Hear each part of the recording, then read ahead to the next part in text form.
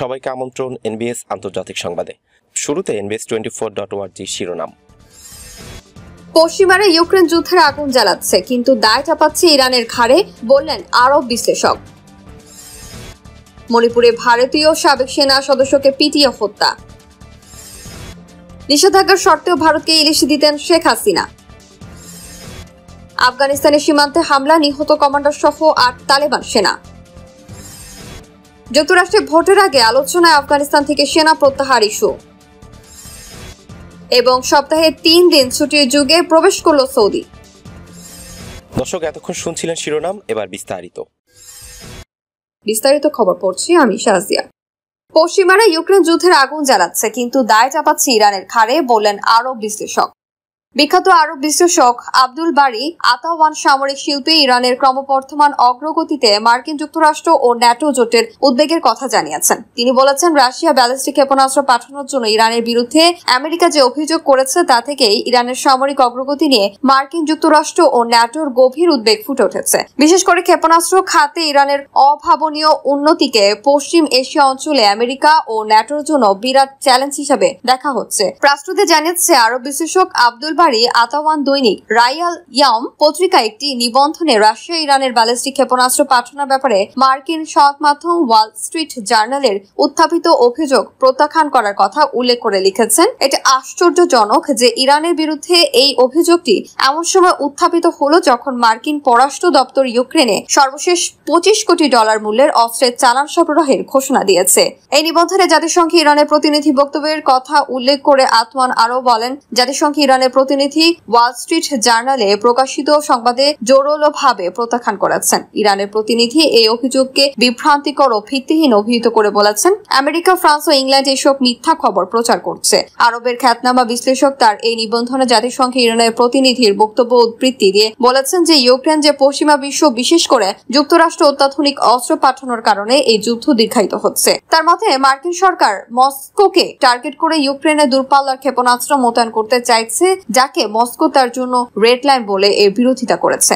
আতাওয়ান আরো লিখেছেন, এটা অনেক বড় ভণ্ডামি যে ইউক্রেনে F-16 ফাইটার, পেট্রিয়ট মিসাইল এবং নতুন ট্যাঙ্ক সহ কোটি কোটি ডলারের আধুনিক অস্ত্র পাঠানো হালাল, কিন্তু একই কাজ অন্যদের জন্য অপরাধ হিসাবে দেখা হচ্ছে। এই আরব বিশ্লেষক গাজায় ইসরায়েলের অপরাধের প্রতি সমর্থনের কারণে আন্তর্জাতিক অঙ্গনে আমেরিকার অবস্থানে অবনতির কথা উল্লেখ করে বলেছেন, ইসরায়েলের প্রধানমন্ত্রী বেনিয়ামিন নেতানিয়াহু এবং ইহুদিবাদী লবিং গ্রুপের ভয়ে মার্কিন সরকার গাজার বিরুদ্ধে যুদ্ধ বন্ধ করতে ব্যর্থ হয়েছে। সর্বশেষ আওতান আমেরিকান যুগ শেষ হয়ে আসছে উল্লেখ করে লিখেছেন, বিশ্বের নতুন বহুমেরু কেন্দ্রিক শক্তির উত্থান ঘটেছে, যেখানে আমেরিকার অবস্থান ফ্রান্স, পর্তুগাল, বেলজিয়াম ও ব্রিটেন সহ অতীতের ঔপনিবেশিক শক্তিগুলোর মতো পরিণতি ভোগ করতে হবে। মণিপুরে ভারতীয় সাবেক সেনা সদস্যকে পিটিয়ে হত্যা।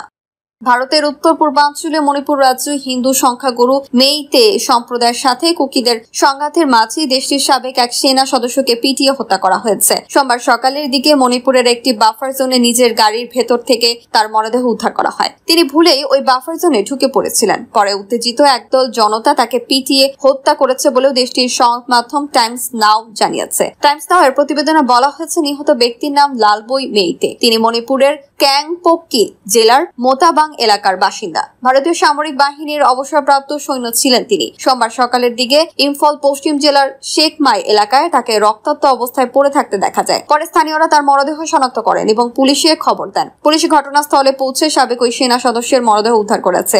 এই ঘটনায় স্থানীয় থানায় ভুক্তভোগীর পরিবার FIR দায়ের করেছে বলেও জানিয়েছে পুলিশ। মণিপুর পুলিশের জ্যেষ্ঠ এক কর্মকর্তা দেশটির রাষ্ট্রায়ত্ত বার্তা সংস্থা প্রেস ট্রাস্ট অফ ইন্ডিয়া বা PTI কে বলেছেন, সাবেক ওই সেনা সদস্য অজ্ঞাত দুর্বৃত্তদের হামলায় নিহত হয়েছেন বলে প্রাথমিকভাবে ধারণা করা হচ্ছে। এই ঘটনায় তদন্ত শুরু হয়েছে। গত বছরের মে মাসে মণিপুরের সংখ্যাগরিষ্ঠ মেইতে সম্প্রদায় এবং কুকি-জো উপজাতিদের মধ্যে সহিংসতা শুরু হয়েছে। ওই সহিংসতায় 2 শতাধিক মানুষের প্রাণহানি ও প্রায় 50,000 মানুষ বাস্তুচ্যুত হয়। এরপর রাজ্য জুড়ে থেমে থেমে সহিংসতা চললেও এই প্রথমবারের মতো চলমান জাতিগত সংঘাতে ড্রোন ও রকেট ব্যবহার করে হামলা চালানো হয়েছে। এমনকি বিচ্ছিন্নতাবাদী গোষ্ঠীর সদস্যরা রাইফেল এবং গ্রেনেডের ব্যবহার করছে। গত কয়েকদিনের সহিংসতায় দেশটির এই রাজ্যে কমপক্ষে 8 জন নিহত ও 1 ডজনের বেশি মানুষ আহত হয়েছেন। মণিপুর পুলিশ বলেছে, যে কোনো ধরনের দুর্বৃত্ত ড্রোনের হামলার চেষ্টা নস্যাৎ করে দিতে অ্যান্টি ড্রোন ব্যবস্থা মোতায়েন করেছে আসাম রাইফেলস। এছাড়া রাজ্য পুলিশের কাছে একটি অ্যান্টি ড্রোন ব্যবস্থা হস্তান্তর করেছে কেন্দ্রীয় আধা সামরিক বাহিনী বা সিআরপিএফ। নিষেধাজ্ঞা সত্ত্বেও ভারতকে ইলিশ দিতেন শেখ হাসিনা। সাধারণ মানুষকে যেন কম দামে ইলিশ খেতে পারেন সেজন্য ভারতের সুস্বাদু এই মাছ রপ্তানিতে নিষেধাজ্ঞা দিয়েছে ডক্টর ইউনূসের নেতৃত্বাধীন অন্তর্বর্তী সরকার। এবার নিষেধাজ্ঞার আগে 2012 সালে সাবেক প্রধানমন্ত্রী শেখ হাসিনার আমলে ইলিশ রপ্তানি নিষিদ্ধ করা হয়েছিল। মূলত ভারত তিস্তা নদীর পানির সুষম বন্টন না করায় এই নিষেধাজ্ঞা আরোপ করা হয়। তবে নয়াদিল্লি তিস্তার পানি সুরাহা না করলেও নিজ উদ্যোগে দুর্গাপূজা, পহেলা বৈশাখ এবং জামাই ষষ্ঠীর সময় পশ্চিমবঙ্গে ইলিশ পাঠাতেন শেখ হাসিনা। এরপর 2022 সালে আনুষ্ঠানিকভাবে ইলিশ রপ্তানির উপর নিষেধাজ্ঞা তুলে নেওয়া হয়। পরবর্তীতে 2023 সালের 21 অক্টোবর 9টি ট্রাকে করে 45 টন ইলিশ পশ্চিমবঙ্গে যায়। ওই সময় 79টি মৎস্য রপ্তানিকারক প্রতিষ্ঠানকে ভারতে 3950 টন ইলিশ রপ্তানির অনুমোদন দেওয়া হয়। তবে নতুন সরকার যেহেতু রপ্তানিতে পুনরায় নিষেধাজ্ঞা দিয়েছে, সে কারণে এবার পশ্চিমবঙ্গে দুর্গাপূজার সময় ইলিশের দাম বাড়তে পারে বলেও জানিয়েছে ভারতীয় সংবাদ মাধ্যম ইন্ডিয়া টুডে। বর্তমানে পশ্চিমবঙ্গে বাংলাদেশের একটি 1 থেকে 1.5 কেজি ইলিশের দাম 2200 থেকে 2400 রুপিতে বিক্রি হচ্ছে বলেও জানিয়েছেন এক খুচরা বিক্রেতা, যেখানে 1 মাস আগেও এমন একটি মাছ 1800 থেকে 2000 রুপিতে বিক্রি হতো। আফগানিস্তানের সীমান্তে হামলা, নিহত কমান্ডার সহ 8 তালেবান সেনা।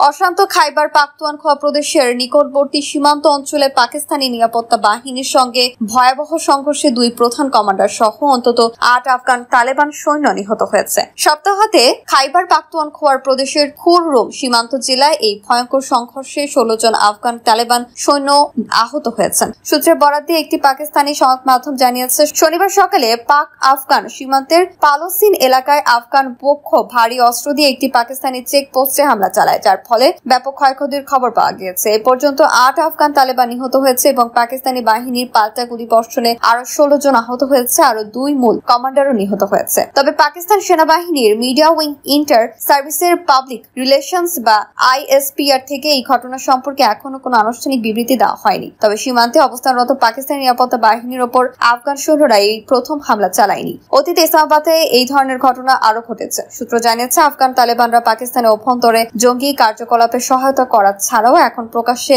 আন্তর্জাতিক সীমান্তে সেনাবাহিনীদের আক্রমণ করেছে।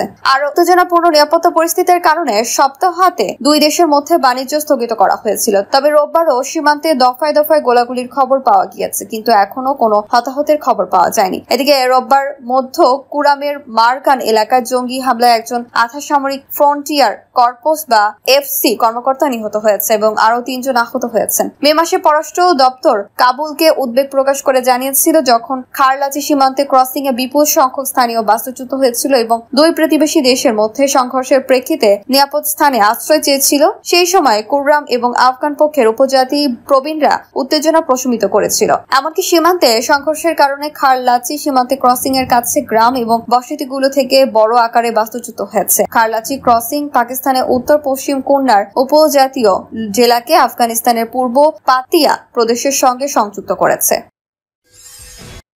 যুক্তরাষ্ট্রের ভোটের আগে আলোচনায় আফগানিস্তান থেকে সেনা প্রত্যাহার ইস্যু। যুক্তরাষ্ট্রের প্রতিনিধি পরিষদের রিপাবলিকান রোববার একটি প্রতিবেদন প্রকাশ করেছেন। এতে 2021 সালের আগস্টে আফগানিস্তান থেকে যুক্তরাষ্ট্রের সব সেনা প্রত্যাহারের সময় বিশৃঙ্খল পরিস্থিতি তৈরি হয় বাইডেন প্রশাসনের সমালোচনা করা হয়েছে। প্রতিবেদনে বলা হয়েছে, যুদ্ধের সঙ্গে সংশ্লিষ্ট নয় এমন ব্যক্তিদের সরিয়ে নেওয়ার সিদ্ধান্ত নিতে অনেক দেরি করেছে বাইডেন প্রশাসন। 2021 সালের 16 আগস্ট এই নির্দেশ দেওয়া হয়েছিল।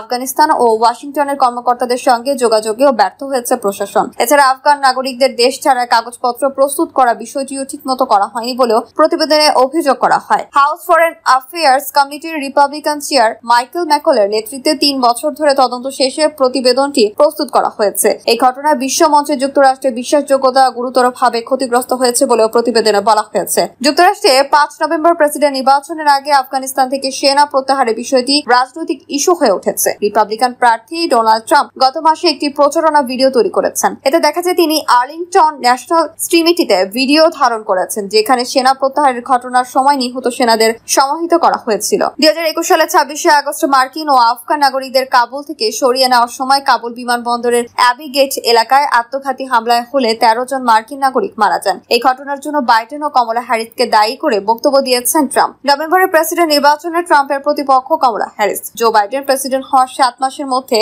আফগানিস্তান থেকে সব মার্কিন সেনা সরিয়ে নেওয়ার ওই ঘটনা ঘটেছিল। 2001 সালে 11 সেপ্টেম্বর হামলার পর মার্কিন নেতৃত্বাধীন জোট আফগানিস্তানে অভিযান শুরু করেছিল। প্রায় 8 লাখ মার্কিন সেনা এতে অংশ নেন। মারা যান 2238 জন সেনা, আহত হন 21,000। আর স্বাধীন গবেষকদের মতে এই সময় 1 লাখেরও বেশি আফগান সেনা ও সাধারণ নাগরিক প্রাণ হারিয়েছেন। সপ্তাহে 3 দিন ছুটির যুগে প্রবেশ করল সৌদি।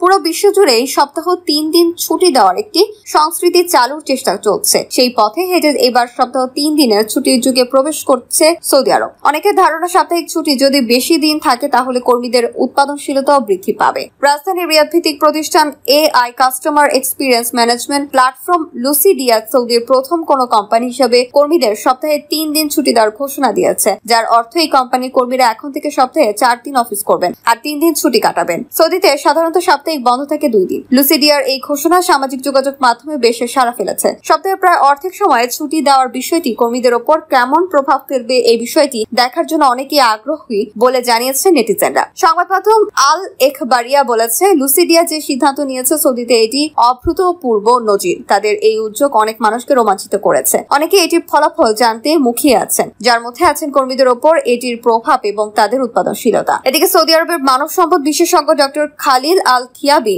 সৌদির সাপ্তাহিক ছুটি বিশ্বের অন্যান্য দেশের সঙ্গে সামঞ্জস্য করার আহ্বান জানিয়েছেন। তিনি বলেছেন, যেহেতু G20 জোটের দেশগুলোতে শনিবার ও রোববার সাপ্তাহিক বন্ধ দেওয়া হয়, যদি তাদের সঙ্গে মিলিয়ে সৌদিতেও এটি করা যায় তাহলে এটি দেশের অর্থনীতির জন্য ভালো হবে। দর্শক, এই ছিল এখনকার মতো। আমাদের পরবর্তী সংবাদ দেখার আমন্ত্রণ জানিয়ে বিদায় নিচ্ছি আমি শফিউল আলম আরাফ।